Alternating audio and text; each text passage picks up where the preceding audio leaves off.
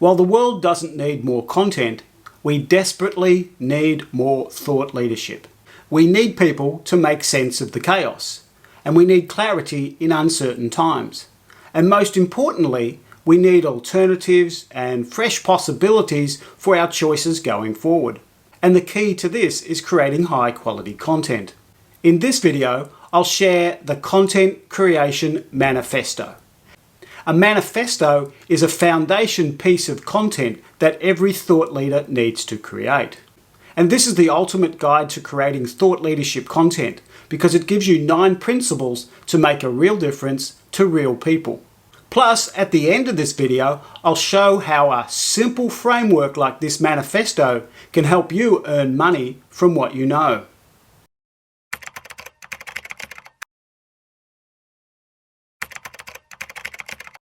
Now let's look at each of the 9 principles of the Content Creation Manifesto. When you think content creation, most people immediately think of content marketing. But for thought leaders, they need to think IP creation. And this is the place where you need to start. That's an example of a frame. It sets the context for what we're talking about. And there's another level here. Your IP creation is all about framing. It's about models, it's about frameworks, it's about context shifting. If you dive straight into creating content without doing the work around creating your frameworks first, then your content will be dull, it'll be predictable, and it will be generic. If you want to be seen and heard and make a deep impact, you need to start with your IP creation. Frame first. How do you produce extraordinary results? There is a surprisingly simple answer. It's to focus on one thing. This brilliant diagram from Greg McKeown's book Essentialism sums it up. It's the reason great artists produce great art. It's the reason that elite sports people are elite. It's the reason that successful people are successful. To create great content, you need to be single-minded. To be a thought leader, I believe you need to create 3 goals across your business. The first one is money or financial capital. The second is ideas or intellectual capital. And the third is a goal around social or people capital. Then you need to define these as a single hyper-focus. You need to align them in such a way that when you produce the first result, it then automatically leads you on to producing the second result and then the third result. Hyper-focus your way to extraordinary results. What's the purpose of your business? There are a lot of people in business talking about purpose right now, and I'm not sure the full conversation is being had here. Most of the time, people in business, and especially solo entrepreneurs, are only talking about their personal purpose. And I think this is missing a really important issue. Management guru Peter Drucker famously said, "The purpose of a business is to attract and keep a customer." In other words, it's not about you. And your content creation is not about you either. The key to creating great thought leadership content is not to be clever, smart, or even funny. It's to add value, shift conversations, and create new possibilities and opportunities for your audience. Don't be selfish. Know what your clients are thinking and help them achieve their goals. Let's ask the obvious question. What does a thought leader do? The literal explanation is that they lead with their thoughts. But what do they lead? The obvious answer is that they lead people.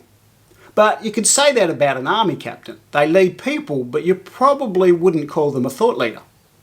Thought leaders lead conversations. And how do they do that? It all starts with defining what conversation is being had. This is the first part of context shifting, the essential skill that every thought leader needs to build. To lead a conversation, you need to define the conversation you're having. Then, and only then, can you shift it. When you shift conversations, you can create new possibilities, new opportunities, and new actions. This is how you lead with thoughts and ideas. And this is what your content needs to be about. Don't try to change the world, instead create new worlds. If there was one big mistake that I've made consistently over my career, then it's this. I have a knack for seeing things differently, and naturally it follows I come up with new and interesting ideas. But the big mistake I've made is that I often come up with my ideas and then just plonk them on the table and expect people to grab them with both hands. And it's no wonder they haven't taken them up. In other words, I've failed to build a bridge from where people are at to where my ideas could lead them to. If you fail to build this bridge, you will fail to engage your audience, and you'll fail in building a community around your ideas. Did you notice the bridge I built at the start of this video? I said something like, when most people think about content creation, they think about content marketing. That's my bridging statement. And then I shared my different context. I suggested that as a thought leader, instead of thinking about content marketing, we got to start by thinking about IP creation. And then once I've established this context, then I'm free to offer my 9 principles in the manifesto as something new that adds to where people are already at. Remember to build a bridge. When it comes to content creation, most people focus on the wrong thing. They put all of their time, energy, and effort into attracting new clients. But as research from Harvard Business Review shows, it's 5 to 25 times cheaper to retain an existing client than attract a new one. This suggests that you probably should be creating your content to help serve your existing customers rather than attract new ones. The other way of looking at that is it suggests you probably need 2 types of content. But who has the time, energy, and the resources to create 2 lots of content? The good news is you don't have to. The smart move is to create capital content. That's where one set of content addresses both audiences. It attracts new clients and also it serves your existing clients so you can keep them. The key is that you simply have to find out what both groups want. Then you look for the common ground. That's 2 for the price of 1. The great tragedy for a lot of people creating content is that mostly it never gets seen. The problem is that social media is like a big party where everybody's in the same room with loud music, yelling and screaming, trying to be seen and heard. And you just don't want to compete like that. Instead, you want to follow the framework of the blue ocean strategy. The world of social media is like swimming in the red ocean filled with sharks. In contrast, a blue ocean strategy looks for blue water, the uncontested market space. And the simplest, easiest, and most obvious uncontested marketplace for you and all of us is with our existing customers. That's why the content kick approach is so powerful. Stop publishing content like a machine. Start sharing with real people. Stop competing for attention. Start serving the people that already love you. What's the most popular song played at funerals in the UK? It's a song that was made popular over 50 years ago, way back in 1969. The song is Frank Sinatra's My Way. And if we study the lyrics of this song, I think there's 2 lines in particular that stand out of why it's so popular. The first, he says, "I've lived a life that's full." And the second is, "I did it my way."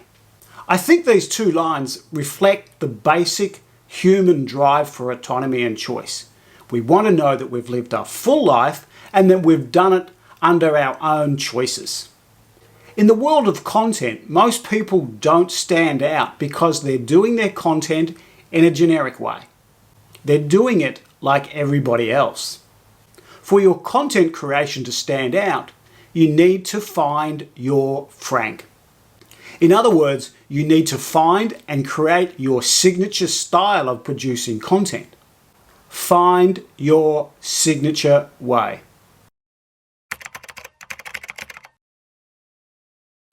If you wanted to perform a yoga pose like this, what would you need to do? The obvious thing of what not to do is to just jump out of your chair and start doing poses like this. That's going to end in disaster. To perform anything at an elite level requires three things.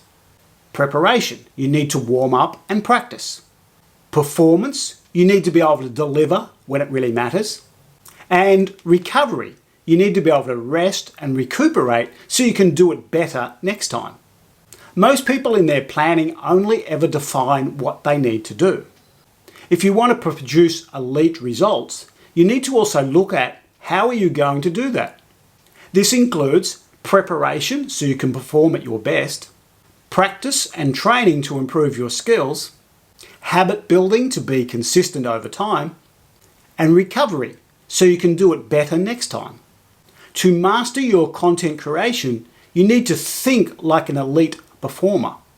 Behave yourself to be at your best.